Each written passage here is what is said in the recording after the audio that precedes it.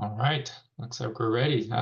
Welcome everybody to this virtual meeting of the Educational Equity Advisory Committee, Monday, March 3rd.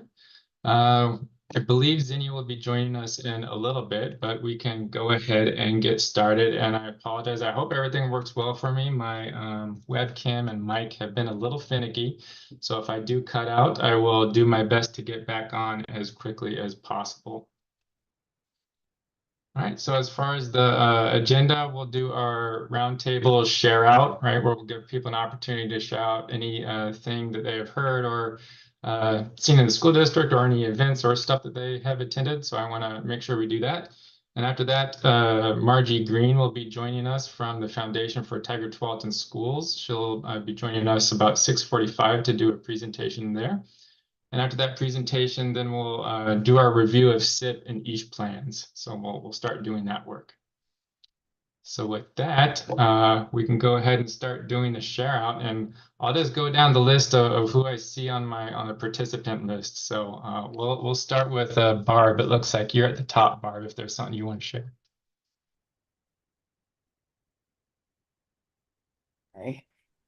Sorry, I had to get my audio back on. No, I don't have anything to share. I'm sorry. That's okay. No worries, Barb. Next person I have on the list is Diane. Diane, do you have anything that you want to share? Nope, I do not. No? All right. Thank you for joining us, Diane. And then Henry, I have you next on my list. Do you have anything to share, Henry? Do you have any updates on the budget committee work? Yeah. So TTSD has had two budget meetings since I think we last met, and I would say that they've been really great. We've been getting a lot of really good responses, especially from the community. Those who are like parents and just community members, they seem to be getting a lot from those meetings. And I think that's pretty cool that people are seems to be understanding things more. I know that I also feel like I got a lot more this year at these budget committees meetings, and so they've been going pretty good. And there's another one, I believe this upcoming Thursday. Awesome. Glad to hear that. And I know it's going to be some tough work. There's going to have to be some tough decisions that need to be made. And so hopefully, I mean, I'll do my best to pay attention. I've been listening in on the board meetings and whatnot, but I will want to hear, some of those discussion and what's going on as far as some of the decisions that they're going to need to make. All right, next on my list is Lisa. Lisa, do you have anything to share out? Hi, really the only thing I've done within the district since we last met was go to the Fowler Middle School spelling bee. And that was fun. My kiddo was in it. And yeah, it was a good turnout, lasted about an hour. They had some good prizes. I think first place was $100, second was 50, and maybe third was 30. I can't remember. I might be off on the numbers, but my kid did not place in the top 3 at all. That's all I have to share. That's awesome. That sounds fun. Awesome. Next on my list is Moss. You want to share something, Moss? Yeah, I've also been attending the budget meetings with Henry. I would say that they're a lot better this year. They are a lot more interactive with the participants. And then also 2 weeks ago, Tigard hosted their Unity Week for the school year, which consisted of various assemblies that allowed students to do cultural performances as well as to share their stories. Awesome. Thank you, Moss. Next is Nina. I've been working with my feeder system to put on Bridgeport's annual Pacific Islander Family Engagement Night. And what that's looked like in the past is that our school has been just doing that at our building. But this year we are extending it to our feeder system. So we're working with Byram Elementary and Tualatin Elementary, as well as Tualatin High School. And their Pacifica group is actually going to do a performance and like a workshop for our families and students at that night. And so that will be in April. But it's been really great to work with the feeder system on that and connect about, the data we're seeing and connecting, with the families that we both know. And so that's been really fruitful, and it's been an exciting collaboration this year for me.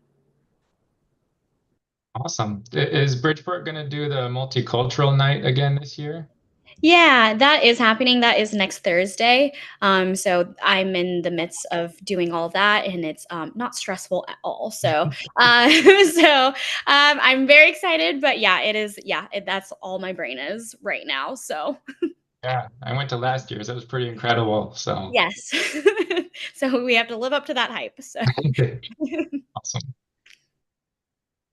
Next, I have Octavia. I have been doing a lot as well. I was able to actually go to the Voices assembly at Tigard, and it was moving. Really appreciate being invited to that and having that as a catalyst to support a lot of the work that the district is doing to support our family groups. So we were able to have a PI family night. We were able to have a Black History celebration. So all those took place within the past couple weeks, and we had a good turnout for some of that. Most of our district leadership showed up to that, and I'm happy to share um, the PowerPoint presentation that we shared there too as well that highlighted some of our BSUs. So it was really great opportunity to share out with families and such so they can see what we're doing here in the district. So just to share out with this team as well so they can see some of those things as well. But that's it. Awesome. Thank you, Octavia. And I think last I have on the list is Olivia. You want to share out, Olivia? Yeah, I actually have a couple things to share. Sorry. So I don't know if you guys remember, but I'm co-president of Tualatin's Feminism Club. And most recently, so it's because it's Women's History Month, we are celebrating that. We just put up last year, we made a banner that's like 30 feet long to hang up in the school. It says Women's History Month, and it has all the club members' handprints on it. So we hung that up, and we made another one. And we're also this week during all the lunches doing activities for it, like a trivia wheel. And we're going to do like it's like basically a choose your own adventure about periods. So it's like if you are having cramps, what do you do? And or things like that. So it's like so people are more educated about that. We're also doing an activity where we talk about the history of bras and the importance of them. And then besides that, we're also getting into the we're having a event where we're going at our school where we're going to have women athletes come and speak to people if they want to come watch and talk about their experiences in the field. So we're planning that right now.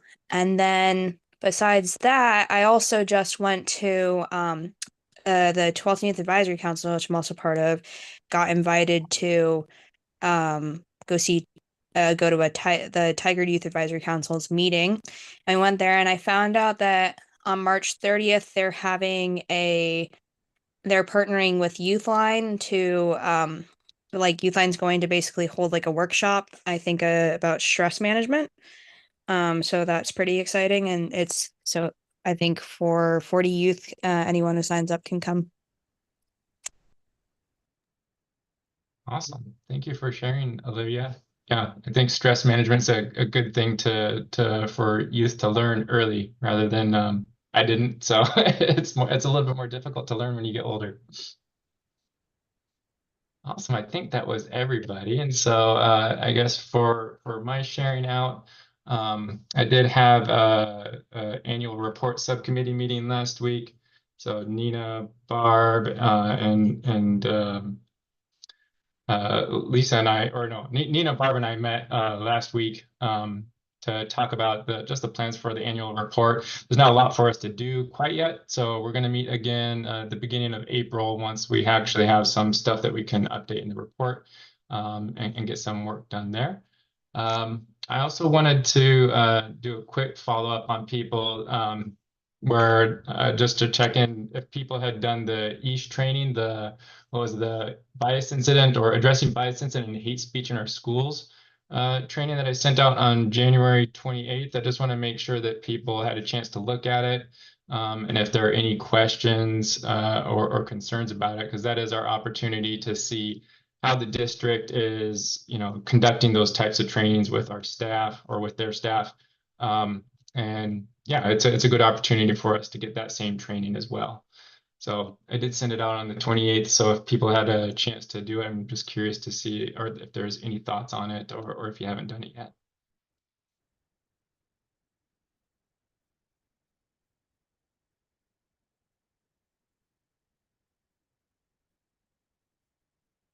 And I think staff have been asked to do it, like Nina or Octavia. I don't know if either you, I'm assuming one or both of you have probably taken it already, like as staff. Hi, this is Barb. Yeah, we had it at our staff meeting, and we are going to follow up with our instructional assistants so that they have that training as well. Cool. What did you think of it, Barb? I thought it was good. I wasn't aware of some of the things, so that was nice to know what the processes were and procedures. So yeah, I thought it was pretty good. Yeah. I also like how, oh, sorry, no, go ahead. I was going to say, I like the fact that it was initially students who brought this to mind. I think we all went through something really powerful during COVID and gave us the chance to really reflect and put some things in place. And I'm glad that it hasn't gone by the wayside now that we're somewhat back to normal. Yeah, that's exactly what I was going to say. That's one of the things that I really liked about that training is that it did start off with those news videos that showed, how this all got started, and it did get started by the students. And I think that's an important reminder. I think it's an important point to just note how important student voice is, right? And the impact that students can make. So I thought that was really great. Cool. All right, well, we'll move on to our next agenda topic then. It looks like we have Margie Green with us. Thank you, Margie, for joining.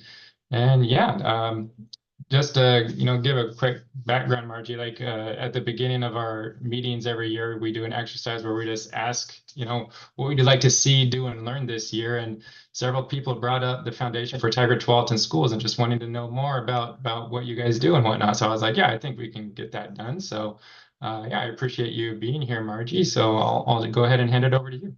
I appreciate the invite. And so I'm going to be very transparent. I do have a slideshow, but I have never presented on a virtual meeting. So do I just hit share?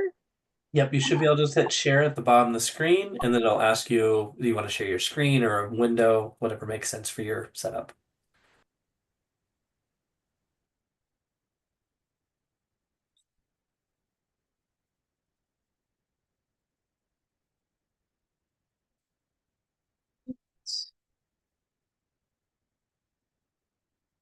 Is this coming through? Yes, we see a slideshow. Elementary schools. We see a slide deck that says elementary schools. I'm sorry, I have to get it all the way back. Try to go to presentation mode myself.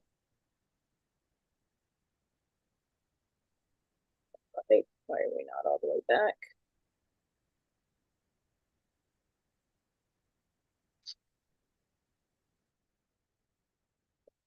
Okay. All right. Well, I'm going to act as if you have never heard about our organization, but we are called the Foundation for Tigard-Tualatin Schools. We are a nonprofit that has been around since 1991.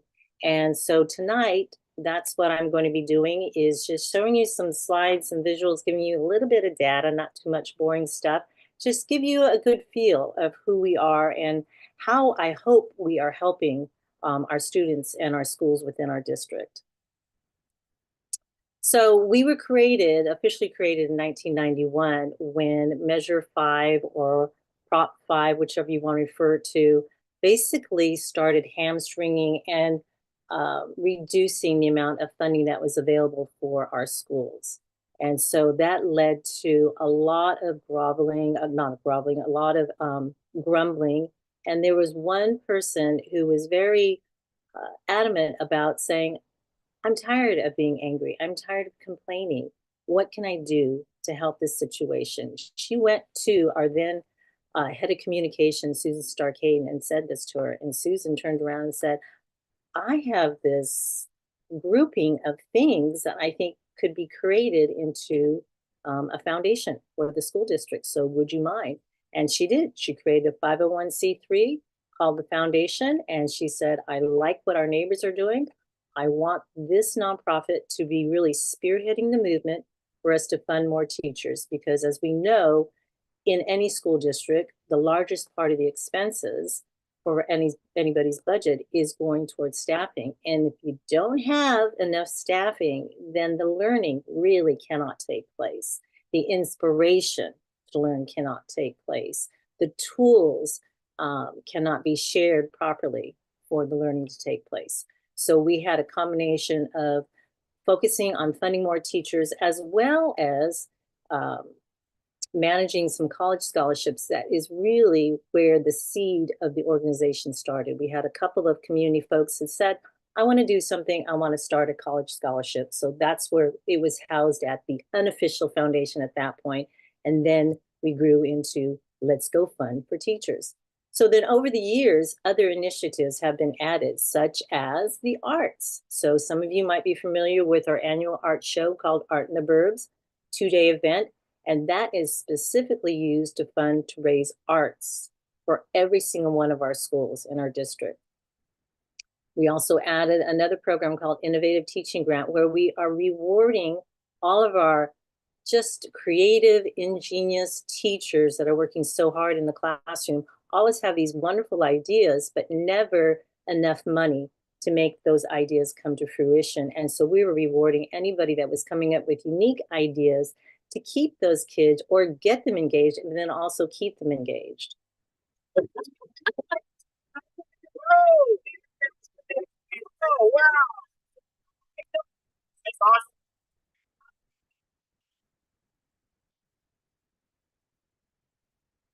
I don't know if you knew him, but that is Eric. He's one of the teachers at Tualatin High, and he was awarded one of our innovative teaching grants. And as you could tell, he was quite surprised and quite pleased. And we appreciated that he was coming up, designing his own leadership curriculum for his school and his kids that he saw the potential in, but there was nothing formal for him to be using in the classes that he was trying to get onto the roster for the next year, and he did. And then we also came up with a Sunday enrichment class.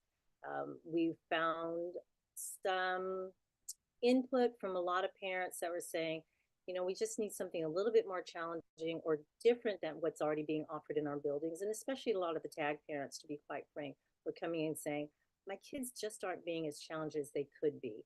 So we created a Sunday enrichment program, and it eventually became a 2-week summer camp edition 2.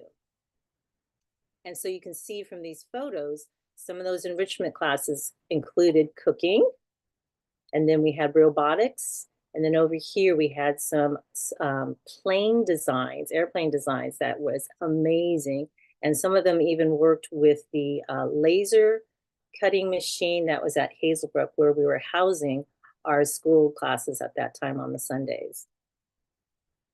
And then, as I mentioned earlier, we also are still managing and growing the amount of scholarships that we're awarding out. And right now we're working with 7 that are for post-high school, and some of them are going toward the trade schools. And if you can you see my pointer on this?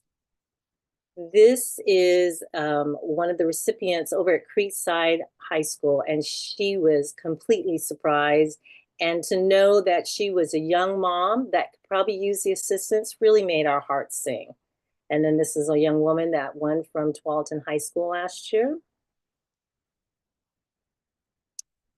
over the years, since 2006, when we started keeping record, we have distributed over $3.3 million to our schools, our students, and, our recipients, our teachers. So we've been very proud of the kind of impact we've had. And then we talked about, we like to fund teachers, but what kind of teachers? What kind of things, what kind of impacts have they had in turn? So I just want to throw a couple examples up here. We'll start off with Creekside Community High School. For the last 3 years, they've been taking donations and funding their culinary teacher for additional hours to create an internship, a culinary internship, as well as a weekly community lunch that is created for the entire student body. So Creekside still has a late start on Wednesdays. So on those Wednesdays, they have this community-wide lunch that is made and planned from days before by this culinary internship program. So they get down and start planning the menu, figuring out mathematically how to increase the recipes that many, if you could see down here in the menu board, many have been starting to bring their family recipes into this program. So it's really nice that people are sharing their own cultures. And as you could see from this menu board too, they are also learning to respect people's dietary restrictions, and sometimes talking about what it is that's culturally relevant that they should start bringing into their menu. So we've been really proud with that. And the weekly community lunch, it serves every student when they come late for that day, because they come just about the time when lunch needs to be served. So they'll all sit around and have lunch together, which doesn't happen often. And then in turn, staff also helps them out. And then they also take turns cleaning up. And from what I understand, they're very excited to be able to help out with the cleaning up, because they're very grateful for the yumminess that they're getting served, and then also the additional learning that's going on. There are a lot of kids that are now starting to get interested in the culinary career area. Tualatin High, the last 3 years, has been using some kind of academic coaching for their funding with some various staff members. 3 years ago, it started out with coaching that also did some wraparound services. So this particular person met with fellow staff members, talked about these students that they needed to get across the graduation line. And that year, principal was reporting that there was 138 seniors that were at risk of not graduating. 138, that is a high percentage. By the time they were finished wrapping around what it is they needed to with every single student, they sat down and identified every person's needs, where they needed a little support, where they had a little weakness, whatnot, whether it's where they needed transportation. Did someone just need help waking up on time, so they bought them an alarm clock? Or did they also need some support with food, clothing, etc.? Whatever it was, they did their best to wrap it around these students and just got them to get interested, motivated, and know that someone cared about them. They became a lot more engaged. We're trying to now attend school on a regular basis. And by spring, they reported that 90 of those 138 were going to walk across that stage. And then they are going to continue on through the summer to see how many more they could get to get their diplomas.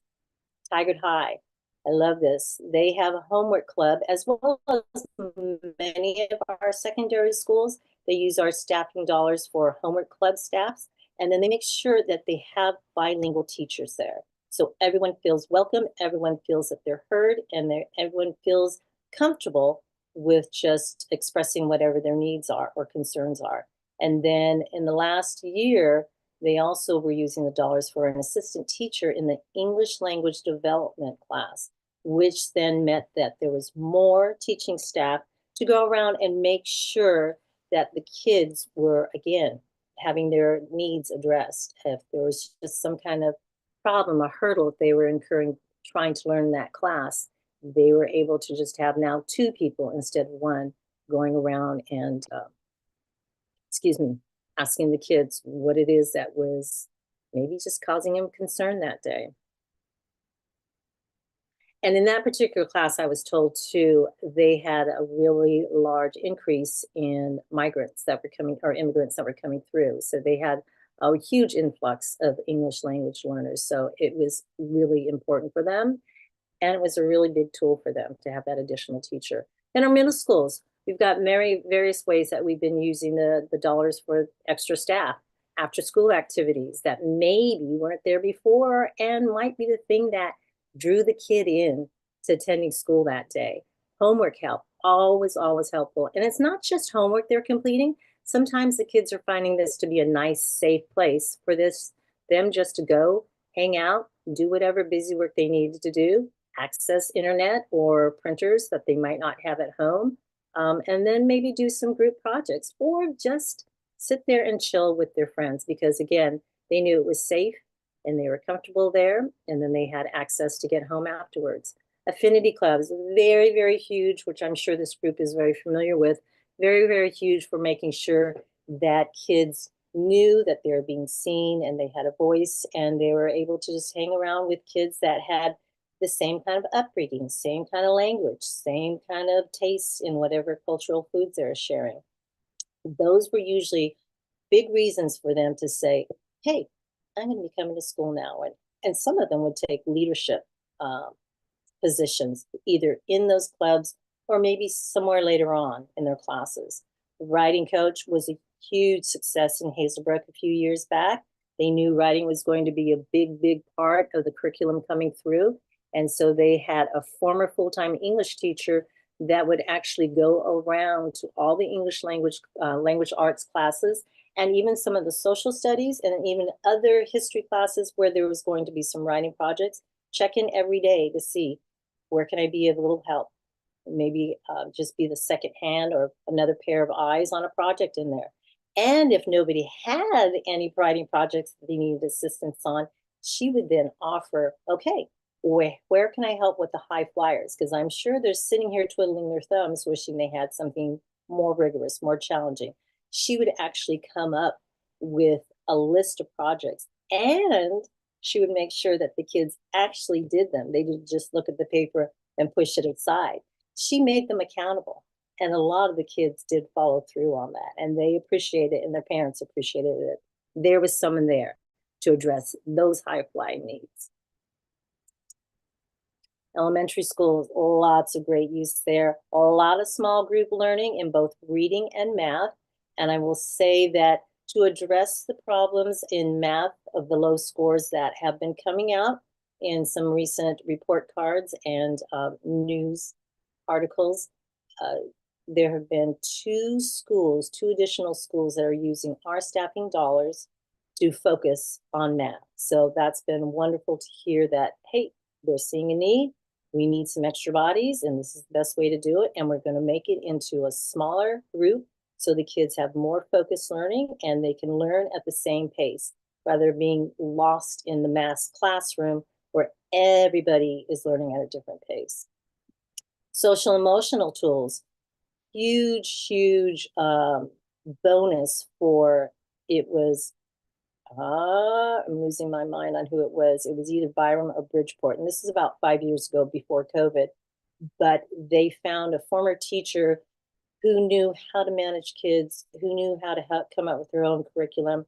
She would go out on the recess duty every day for all the recesses and be there to make sure that kids knew how to be good citizens, how to be good sports, how to interact and invite people in that might not normally be socializing or getting involved in some of the group play. And she would design specific games that were inviting kids in. And then she would see the kids in turn take turns being the teachers or the coaches and just welcoming kids into that play environment. And all of a sudden you would see these frowns that go from, just down and sad to just being very happy and excited that they had made new friends, made new relationships.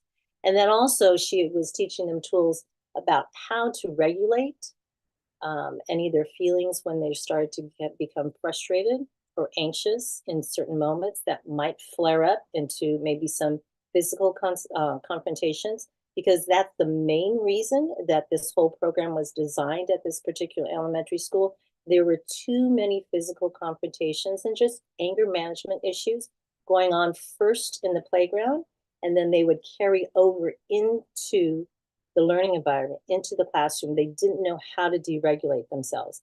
But by having all these tools available, there was a lot more calmness on the recess areas. And then when they go back into the classrooms, there was definitely a big difference. And there was a huge reduction in referrals into the office from either recess or from the classrooms.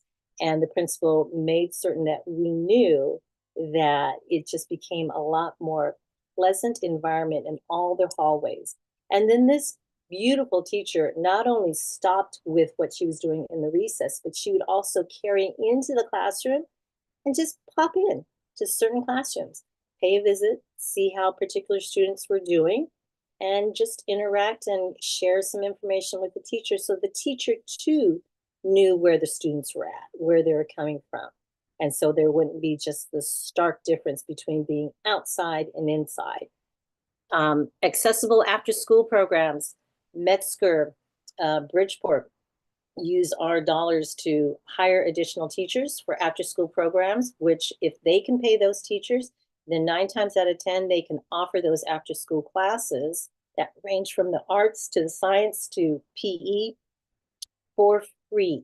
So that made programs now a lot more accessible to the kids. And being held at the schools is a lot more, again, easy on the accessibility, transportation, parent involvement than if they had to go and pay for a private club access somewhere else. Writing coach, again, very huge, especially knowing how much writing is going on in so many of our schools. 10 times 10 is 100. That is a kindergartner. And this is from a program at Mary Woodward that's been funded for the past 10 years, if not more, by foundation donations, and it's become known as McConnell Math. So if you have any kids, or if your kids that are attending Mary Woodward are there, they know about McConnell Math. McConnell Math has become very well known, very popular, and basically the term used for the kids just to know, hey, are you getting any special support from her? And it wasn't just in accelerated, but is also in those that were below school level or just at school grade level. And my reports from other tag specialists is that Mary Woodward over the years now has risen to have the highest amount of math tag students, as well as just climbing in terms of making progress with their math scores. So this particular teacher for over 10 years, her name is Amis McConnell. She's a former teacher from Hungary, has come in there and just taken the world by storm. And if you even pay a visit to Mary Woodward's playground, she has created a numbers game that's almost like hopscotch. You've got to go out there and experience it. And she teaches the kid how to count in fives, count by tens. Look at this kindergartner. He knows how to multiply by tens. The advanced concept she's able to teach is incredible. And the confidence that she's giving those that were below grade level is amazing. Arts, Art in the Burbs, the 2-day show. We are raising lots of money for the arts because we feel that that is a particular area of electives that often has to be reduced, first cut whenever budgets are tight. So since 2008, the community has helped us raise over $375,000 for the arts. Let me see real quick and see if this one will run. This is a current high school art teacher over at Tualatin High, Brenna Gill, and anybody know her? And we interviewed her a few years ago. And in here, I talk about how we feel that funding the arts is so important because we want it to stay alive. We want it to be accessible. And sometimes it is the lifeline that someone needs. So this will be a little over 2 minutes. So and this was probably my first year teaching. I was teaching ceramics, and he was bombing out of every class. He was in danger of failing and not graduating. And it was his junior year. And I taught year-long classes at that point. And he came in and we were learning how to throw on the wheel, which is kind of an involved process. And he succeeded almost immediately, where a lot of kids really struggle to kind of get the feel for it for a while. And it was the first time he'd ever been the best at something. And he lit up like a Christmas tree. And I was just like, dude, like, you need to do this. You need to come in and spend some time with this. And at this point, my class was the only class he was showing up for. And so he roped a buddy into coming and helping him because he wanted to get faster at it. And they came in every day and spent about an hour practicing throwing on the wheel, to the point where he got so good at it that he entered the school talent competition and had his friend blindfold him and throw pots in front of the entire school. This is a kid that didn't talk to anybody, and successfully threw a pot and almost won the competition. Didn't quite win, but he gained a reputation from that. His senior year,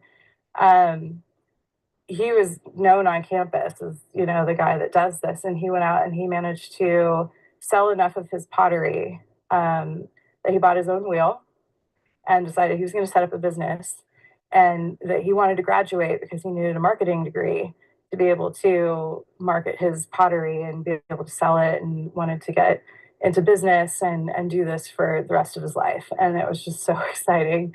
So he's still doing it for as much as I know, which is really, really exciting.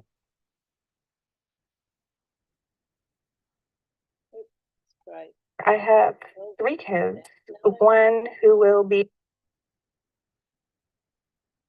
Mr. Silverman.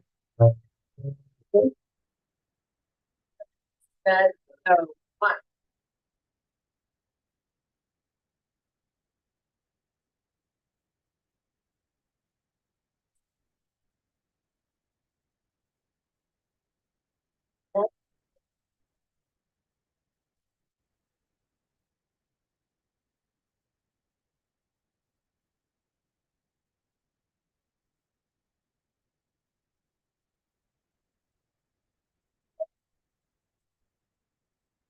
Ballroom dancing.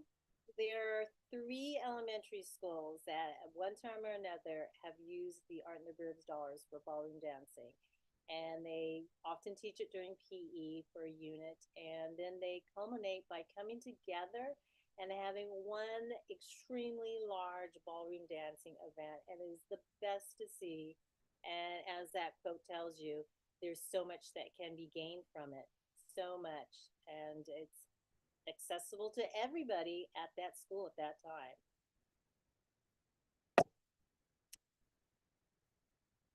I'm so proud of this. Creekside High School, we have helped them launch 2 different art type classes, photography and printmaking. And printmaking easily went through all the supplies because in 1 year, because the kids just loved it.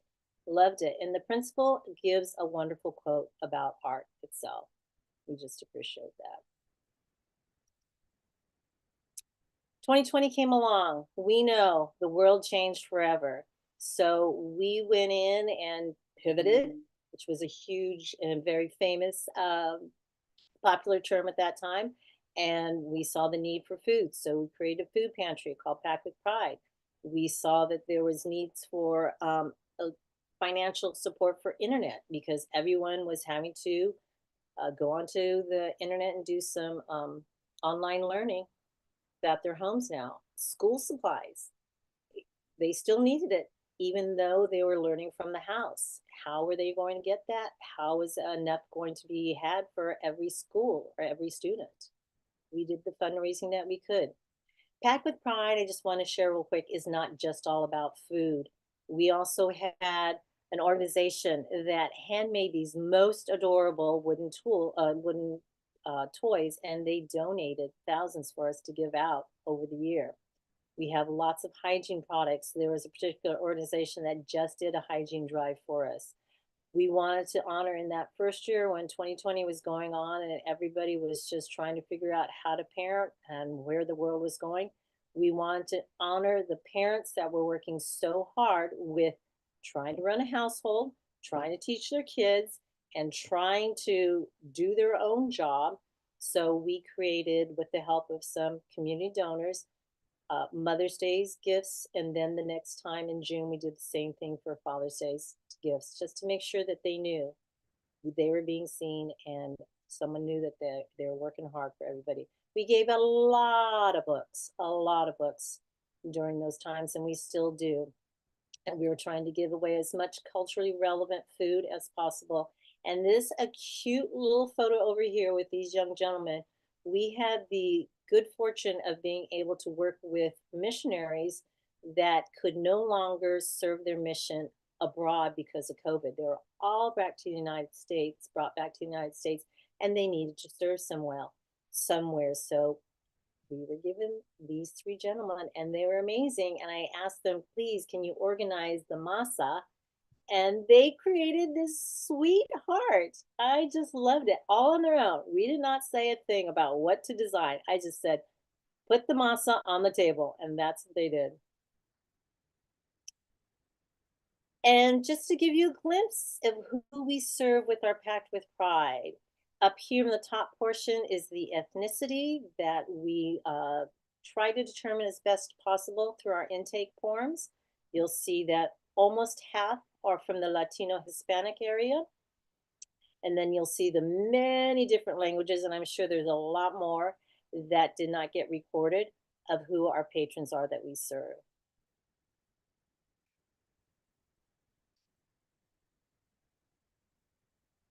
And again, wherever possible, we try to honor the cultural tastes, if you will.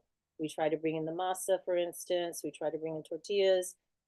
For the Muslim halal consuming patrons, we go out and actually have to buy the halal food because that protein is not donated and ever available through Oregon Food Bank, who we rely quite heavily on to get as much of the food for free as possible. So our hard-earned donor dollars are spent on providing for the halal families because, again, we want people to feel that they're welcome and that, we know what it is that they can and cannot safely consume. So our current model, we've gone through a couple of different modes of operation. Our current model is that we are a shopping model. We are open 2 days a week, every week. We're open on an afternoon and an evening, and families can shop once a week with us. And right now we are on pace to have 1,000 visits in a month.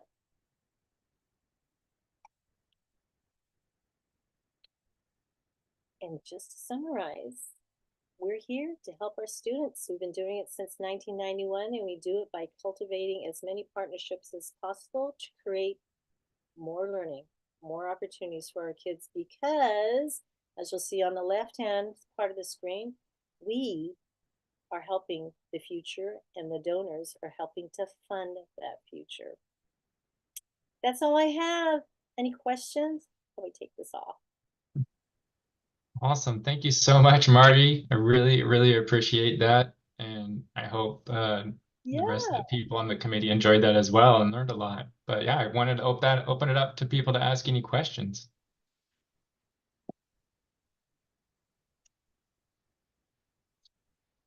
And to make sure you know, donations to us are kept within our control. We work directly with the school principals, providing the dollars donated and allocated out per school directly to their school accounts. It does not go back into the general operating fund, which we would like to do if that was possible too, also, but it's just something that right now a lot of the donors are being a little bit cautious of. So I just want to make sure that we made that difference known. We do control all the dollars that we work with.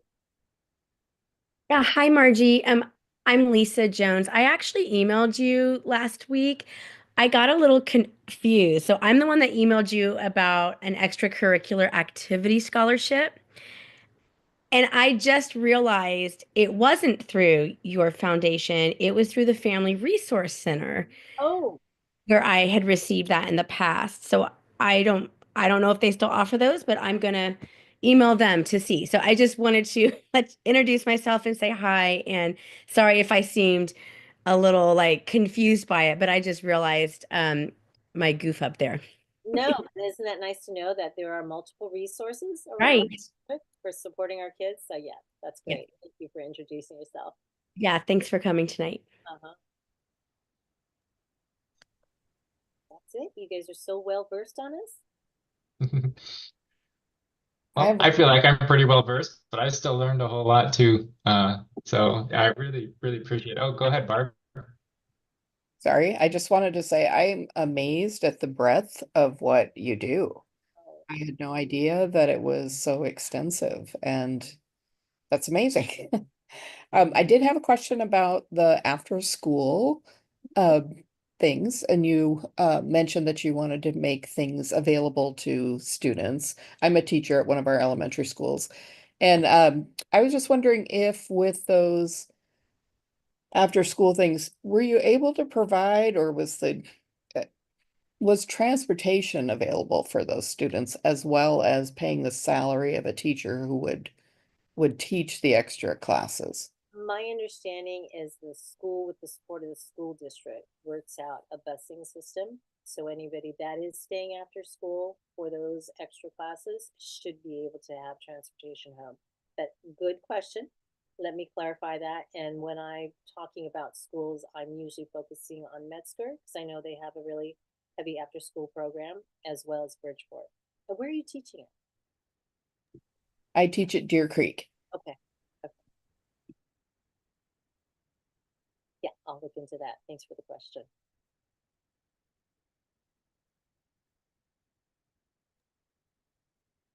Okay.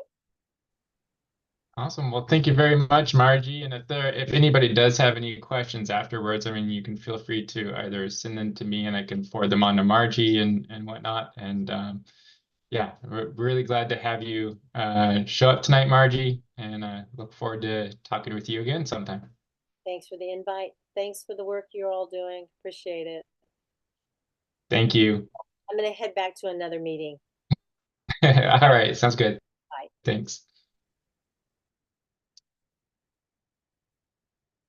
All right. My internet connection was having a little issues there, so I went off video for a little bit. All right.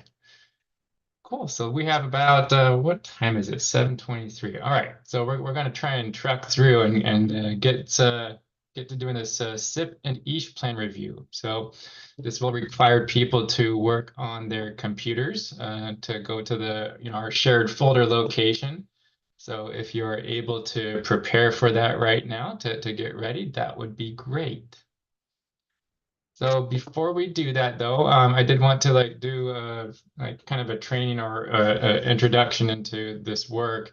And part of that, I was hoping for Zinnia to give a quick just overview of what a continuous improvement plan is, like what's the purpose, before we start to dive into these. So do you want to give a quick intro on that, Zinnia?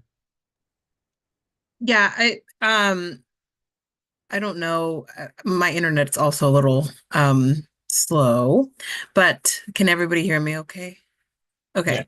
Yeah. So continuous improvement plans is like it's very straightforward. It's a school's plan to show like what are the areas in which they're hoping to improve. In our district, we have framed our continuous improvement plans in 3 areas. As you will note, there's the academic component, there's the culture and climate component, and then there's like the conditions that are set for those things to happen. And so being a part of our district leadership over the last few years, we really wanted to show what it takes to be a culturally and community responsive school district, and the things that we expect from our schools to be able to facilitate. And so very similar to like that analogy of the iceberg, ultimately we want to see the outcomes that we produce for our students. But that doesn't happen without a clear and responsive and supportive like culture and climate. And that's where you see a lot of the pieces in our SIPs. And then at the root of all of that are the conditions that we set in partnership with our students, families, staff, and community members. And that's why you see a lot of the sections around the different pillars. This year, we have the instructional core team, which is teaching and learning and elementary / secondary directors, and student and family services director Kinch and myself like really wanted to make sure that we were transparent in the decision making that administrators had when they brought forward their change ideas. So you now see there's an adopt, abandon, or adapt process in their continuous improvement plans.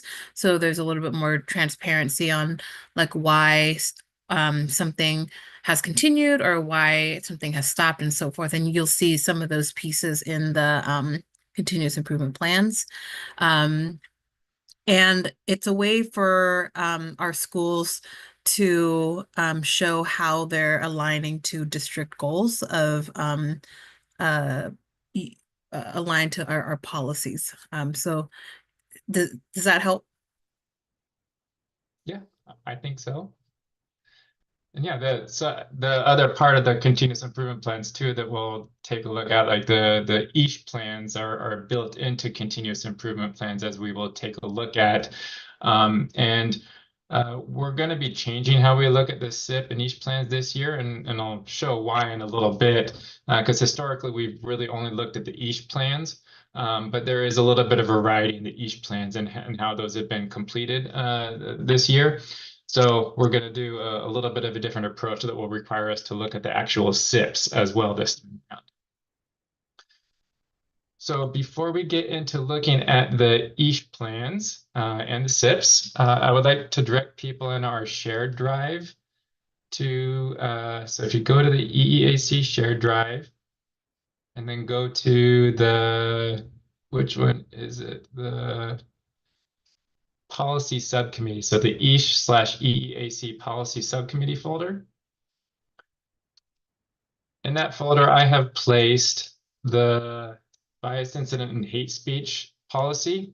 So it's the GBB, or sorry, the JBC GBB document.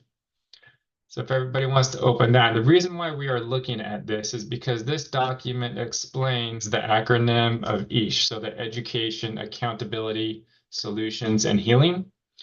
And when we look at the continuous improvement plans, we are going to need to try and find and identify examples of education, examples of solutions, examples of healing, okay?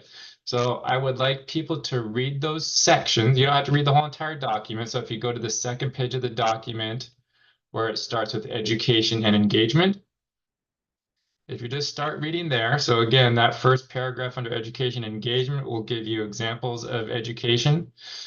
Accountability, you go ahead and read that one, but the EASH plans themselves are essentially the form of accountability, but still go ahead and read that one as well. Same thing with solutions and same thing with healing. So if people just take a couple of minutes to read those paragraphs, and I'll give a minute or two afterwards if people have any questions. So I'd like people to read those.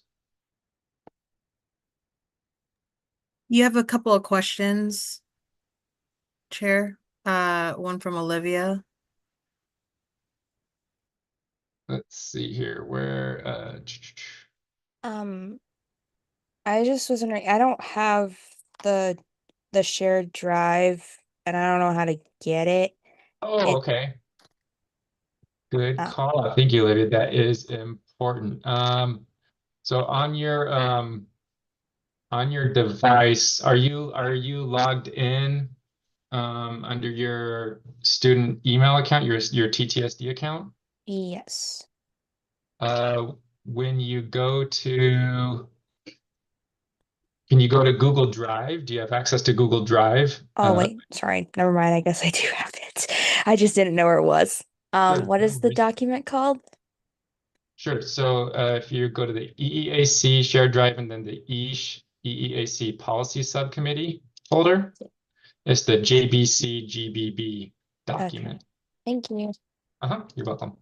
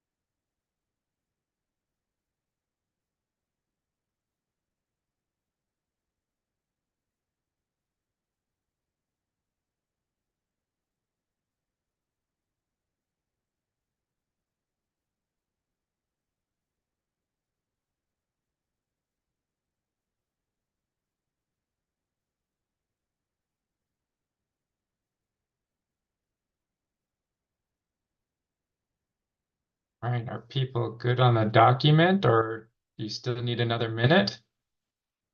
Sure, Lisa needs another minute. Sounds good.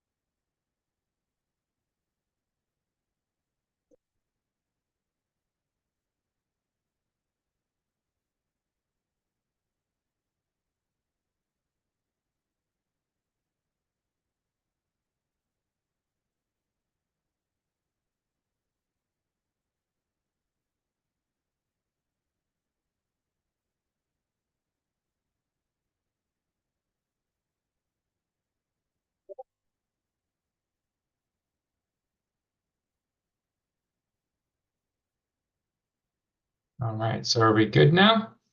Cool.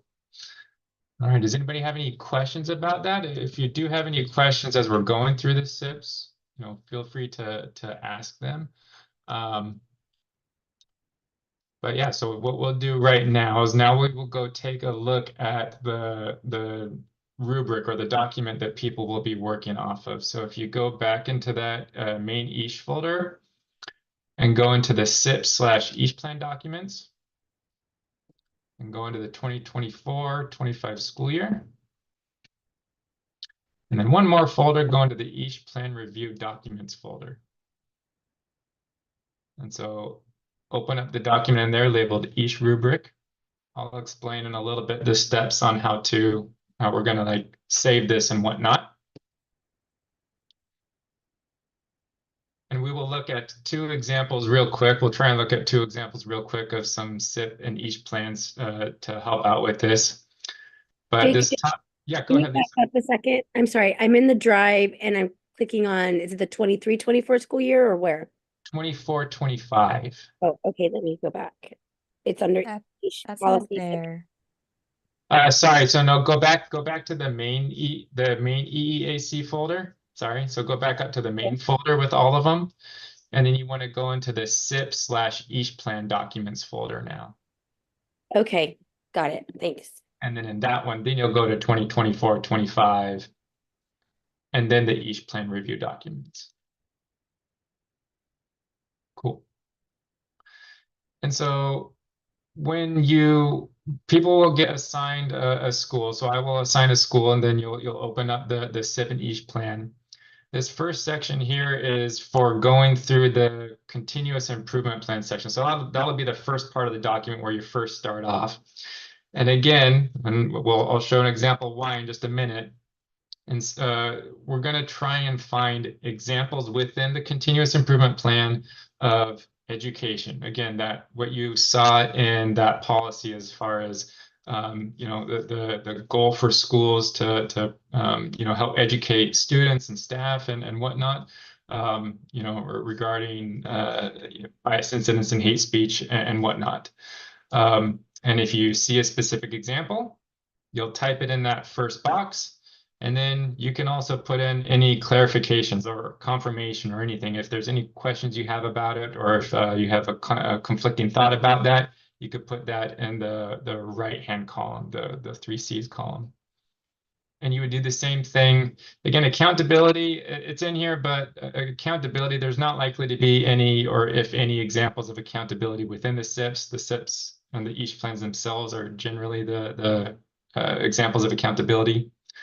But then you get to the solution section, same thing. So if you find an example of a solution that the schools are providing in that SIP as far as how to address bias incidents and hate speech, you would put that there, along with any confirmations, clarifications, or conflicts. And then lastly, examples of healing, same thing. Like if you see anything in those documents that are examples of healing. All right, so we're going to pivot again. So I'm just trying to give an introduction to the document that you'll be creating. We won't quite look at the each plan part at the bottom yet. So if you go back to the folder and go up one, where all of those where all the SIPs are. So if you go up one folder, there should be PDFs for every single school. And these are the PDFs for all the schools' SIPs. The first one that I'd like people to look at is Bridgeport Elementary. So if you open that one and then scroll down, so what I want to show here is I want to show the differences between some of the schools' each plans and why we're doing it the way that we're doing it.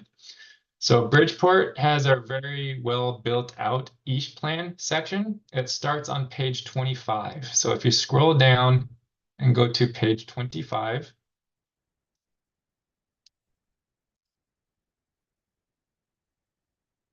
okay. And, I apologize if you might need to use split screen or you'll have to toggle between two documents, unfortunately, sometimes to do this. Because what you'll be doing here is like this Bridgeport document shows examples from the each rubric that we were looking at as far as things to look out for. So every single each plan should have an explanation on how some of the objectives are being met, who is leading the work, and what is being prioritized. And so for Bridgeport here, they have a column for how is the objective being met. They have another column for who is leading the work, and they have another column for what is being prioritized, reinforced, and maintenance, and why. So they have columns for each of those with a lot of detailed information, including some links. And so on that each rubric thing, one of your goals is to say, is this section present? So is there a section for explanation on how objectives are being met? And you would use that drop down to say if it was present or not. And then same thing, anything confirming your understanding or any clarifications or conflicts. And then same thing in that in Bridgeport's each plan. If you scroll down, you'll get to where there are some charts, some bar charts showing accountability for implementation of solutions in healing. This is the data section. So again, each rubric will ask, like, is the hate speech and bias incident data present? And so you would say, yes, it's present, or no, it's not present, or you're not sure. As well as the sections below, where it talks about what lessons were learned in facilitating solutions in healing, and whether or not that's present, and how will that understanding impact your work to prevent and create awareness in your community. So these are, this is the template that schools were supposed to create and fill out for their each plans. They're supposed to populate all of that information. Now, if we get out of the Bridgeport Elementary one and go look at Tualatin High Schools, I don't mean to pick on anybody in particular, because when I looked at some of them, you know, there were varying degrees in some of the schools and how much information they included. And if you look at Tualatin High School's SIP and go to, I believe it's page 24. If you go to page 24, you will see that the information included in this one in the EASH plan is more limited, right? There's not as much information. So how are the following objectives being met? There's not anything after that statement. Who's leading the work? It says equity team, equity leadership team, and admin, right? The information included in this one is a lot more limited. And you get to the next page with the data and the rest of it. Again, so this is an example of one where the EASH plan itself doesn't have a lot of information. And so this is why for something like Tualatin High School, it's important to go through the SIP. And again, within the SIP, that's where you would try and identify the examples of education, the examples of solution, the examples of healing. Because it's not that Tualatin isn't doing the work. They are doing the work. I know they're doing the work. It's just most of that information is included in their SIP rather than their EASH plan. All right, so I know that was a lot. One thing that I did want, because I know the question is probably going to come up, and Zinnia, I'm hoping you could proactively answer the question on the EASH plans where it talks about tier 1 moves, tier 2 moves, and tier 3 moves. And so what is the purpose of that section in the EASH plan, and what should we look for? So for those of you that are in the Tualatin High, so here's an example of like how schools are trying to embed like piece and parts of like what you would see in the EASH process. So like under student actions, there's an active student voice council.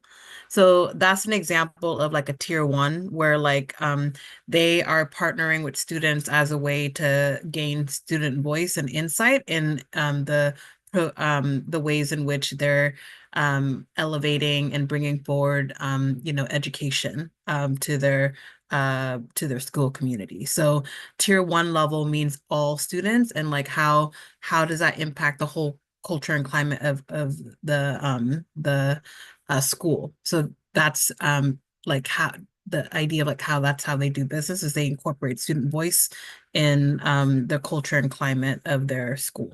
And then an example of even like right here when they talk about ASB leadership training. So ASB, they do a lot of school-wide events and things like that. So by addressing that at that tier 1, that's an example of tier 1. Does that make sense? And then you have like affinity and alliance groups that also support some very specific components around what are some targeted moves or processes that the schools would be engaging in as part of their decision making and things like that. So those are how like they're embedded in the SIP. So that's where you might want to take a look at that. So it's more of a integrated and embedded process versus like a very specific thing that I think Bridgeport did. So those are the 2 examples I think that you're trying to get to. Yeah, thank you, Zinnia.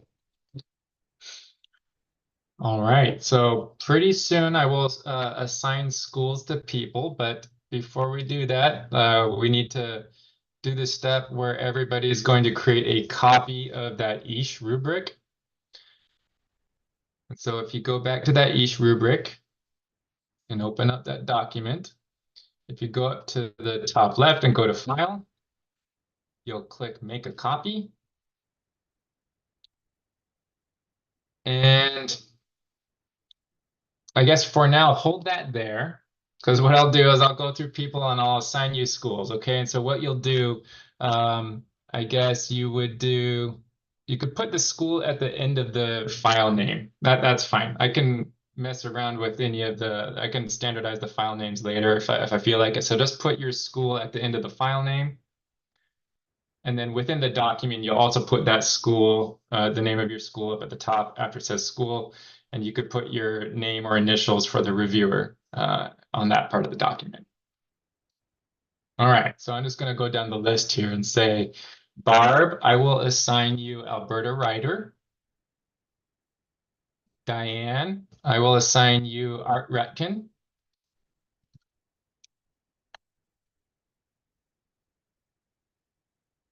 Henry, I will assign you Byram. Lisa, I will assign you Bridgeport. Moss, I'll assign you Charles F. Tigard, CFT. Nina, you will get Deer Creek.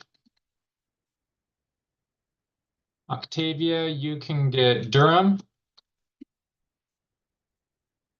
And Olivia, you will do Mary Woodward. I will do Metzger.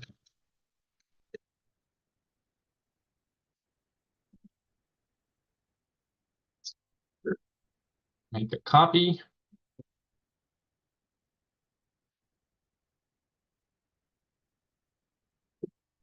Mine is making its copy, and there it goes.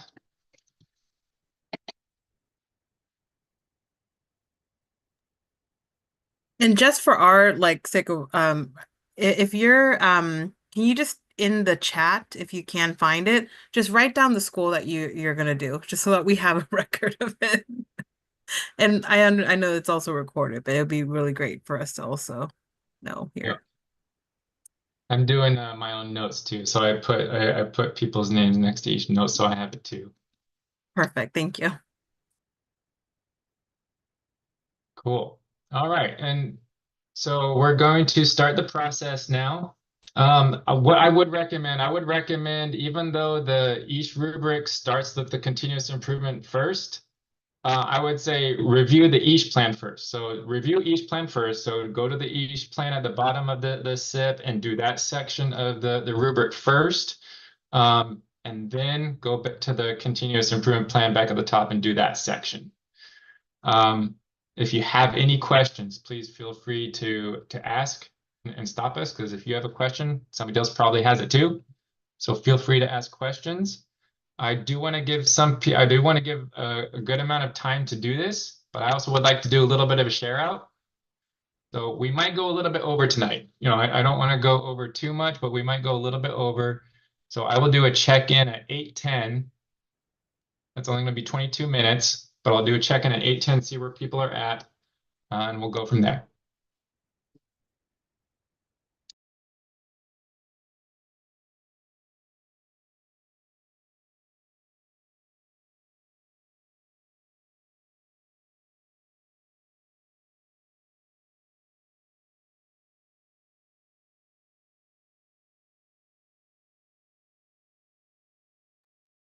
And Chair, just to clarify, we'll go over like the 8, but like we won't go past 8:15. Correct. I don't want to go past 8:15 because that is when we are supposed to start, and I want to be mindful of people's time. Perfect. Just wanted to clarify.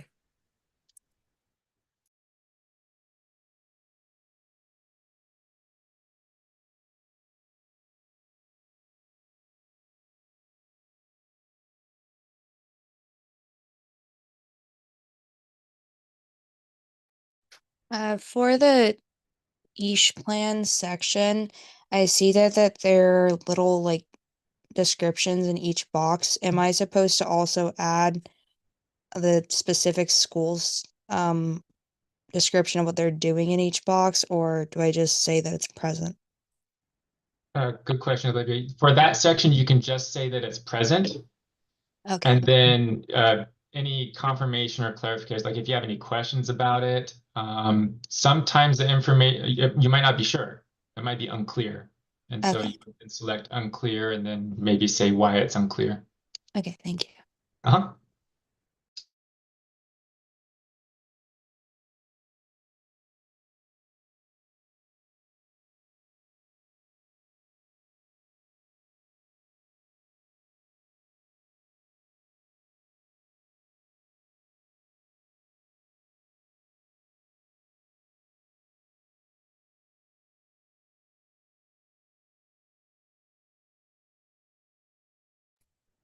Jacob, so we're looking for examples that satisfy each category. I'm a little confused on what to put in the rubric. Sure. So the first section that we, even though it's not in order in the rubric, for the sake of time, we should try and review the each plans first. So you go to the bottom part of the rubric where it has the each plan implementation accountability section. Oh yeah, you did say that. I forgot. Yeah. Thanks. And so for that one, you don't need to type in specific examples.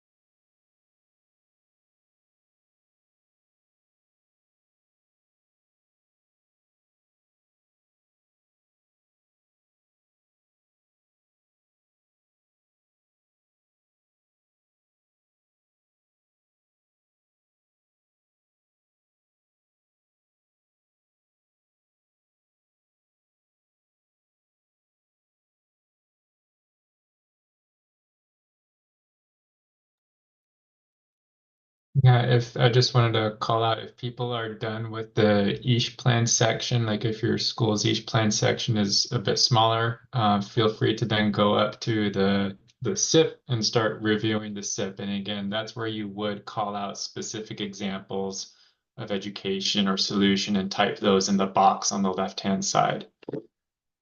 So feel free to do that too.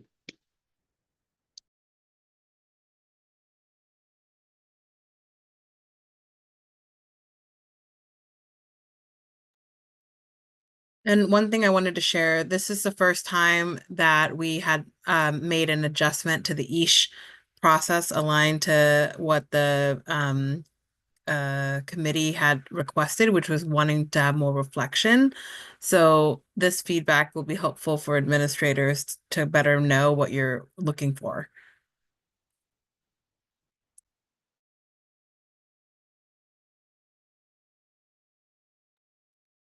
And again, if you're looking at something and it's not lining up, I mean that's some schools that's just how it worked out. So again, Metzger, they're using prior year's template. It looks like there's a couple stuff in there from this year's template, but it's mostly carried over from last year. So that one was a little bit challenging too. So but yeah, if you're not seeing the stuff that the EISH rubric is asking you to identify, again, just simply say that it's not present. You know, feel free to call that out if it's not in there.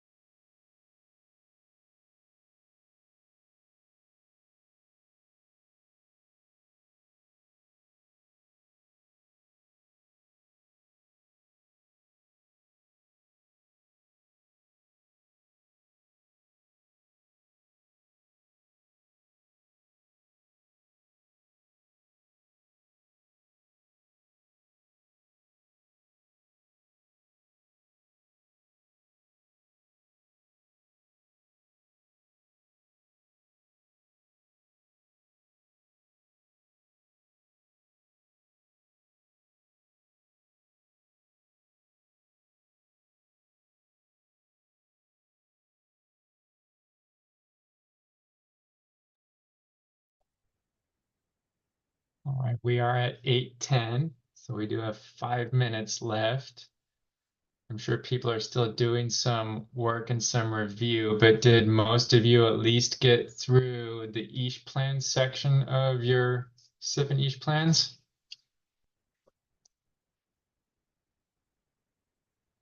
Some yeses, some nos.